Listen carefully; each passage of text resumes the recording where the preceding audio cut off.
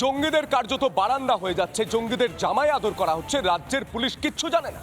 রাজ্যের পুলিশের নাকের ডগায় একের পর এক ঘটনা ঘটে গিয়েছে, অথচ ভিন রাজ্য থেকে পুলিশ এসে আমাদের রাজ্য থেকে জঙ্গিদের গ্রেপ্তার করে নিয়ে যায়। কিন্তু তারপর দেখা যায় আমাদের রাজ্যের একের পর এক সাইবার ক্যাফে থেকে তৈরি করা হচ্ছে ভুয়ো নথি, ভুয়ো জাল পরিচয়পত্র এবং আমাদের রাজ্যের বিভিন্ন পুরসভা থেকে শংসাপত্র নিয়ে একের পর এক ভুয়ো পাসপোর্ট তৈরি করা হচ্ছে। আজ বিশেষ রিপোর্টে আপনাদের দেখাবো যে মুর্শিদাবাদের একের পর এক সাইবার ক্যাফে তদন্তকারীদের নজরে রয়েছে। কি তথ্য উঠে আসছে দেখো।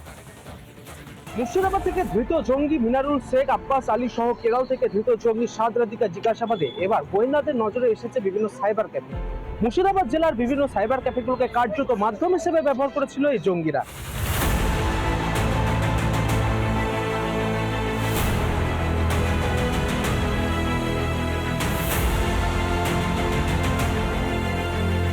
সাইবার ক্যাফেগুলিতে জঙ্গিদের ডেরা। সূত্রের খবর, সন্ত্রাসবাদী কার্যকলাপে সাইবার ক্যাফেগুলিকে ব্যবহার করত জঙ্গিরা। ধৃত এবিটি জঙ্গি সাদ রাদি, মনিরুল ইসলাম ও আব্বাস আলীকে জেরা করে গুরুত্বপূর্ণ তথ্য হাতে এসেছে তদন্তকারীদের। নেওয়া হচ্ছে সাইবার বিশেষজ্ঞদের সাহায্য।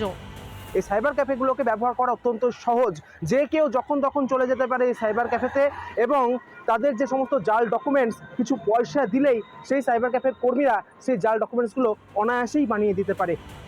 হরিহর পাড়ার সাইবার ক্যাফেতে বসেই ভুয়ো ভোটার কার্ড তৈরি জঙ্গি সাদরাদের। সাইবার ক্যাফের এক কর্মীর খোঁজ শুরু করেছে পুলিশ। সাইবার ক্যাফেতে প্রতিনিয়ত নজরদারি থাকার কথা থাকলেও আসল সময় ঘুমোয় মমতার পুলিশ। বৈধ পরিচয়পত্র ছাড়া সাইবার ক্যাফে ব্যবহারের অনুমতি নেই। তা সত্ত্বেও কেন সাদরাদের খোঁজ পেল না পুলিশ? সাইবার ক্যাফেতে নেই পুলিশের নজরদারি, হয় না পরিচয়পত্র যাচাই, করি ফেললেই মুশকিল আসান। অনায়াসে তৈরি হয় ভুয়ো আধার পাসপোর্ট। জঙ্গিদের মদত ক্যাফে কর্মীদের একাংশের। যারা দেখতে নারী তার চলন বাঁকা। মমতা বন্দ্যোপাধ্যায়ের অবস্থা খানিক সেরকমই। পুলিশের নেই খুঁতের অভাব, আর জঙ্গি অনুপ্রবেশ নিয়ে বিএসএফ এর ঘাড়ে দায় চাপাতে মরিয়া পুলিশ মন্ত্রী মমতা। বিএসএফ ইসলামপুর দিয়ে লোক ঢোকাচ্ছে, আমাদের কাছে খবর আছে, সিতাই দিয়ে ঢোকাচ্ছে। আর বাংলাকে যদি মনে করে কেউ অনুপ্রবেশকারীদের ঢুকিয়ে আর তৃণমূল কংগ্রেসকে বদনাম করব, এটা তৃণমূল কংগ্রেস করছে না। মমতাকে পাল্টা জবাব বিজেপির। बीएसएफ के निशाना कड़ाए ममता के कटाक्ष कांग्रेसেরও। बीएसएफ जैसे संस्था जो देश की रक्षा करता सीमा पर, उसको गाली दे रहे हैं। बंगाल में जो मुस्लिम बंगाल के हैं उनसे ज्यादा रोहिंग्या और बांग्लादेशी मुसलमानों को उन्होंने भर दिया है। যে পশ্চিমবঙ্গের মুখ্যমন্ত্রী বিএসএফ কে অপরাধের তালিকায় প্রথম স্থানে রেখে দিয়েছেন, বড় অদ্ভুত লাগলো আমার। দুদিন পর না বিএসএফ কে রাষ্ট্রদ্রোহী বলে দেয়। কাকে খুশি করতে গেলে করছেন আমরা জানি, আপনারা কাকে খুশি করতে চাইছেন আমরা বুঝি।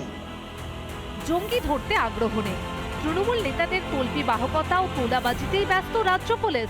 নজরদারির অভাবে সাইবার ক্যাফেগুলিকে ব্যবহার করে নেটওয়ার্ক তৈরি করে ফেলছে জঙ্গিরা। কিন্তু তাতেও হুঁশ নেই রাজীব কুমারদের।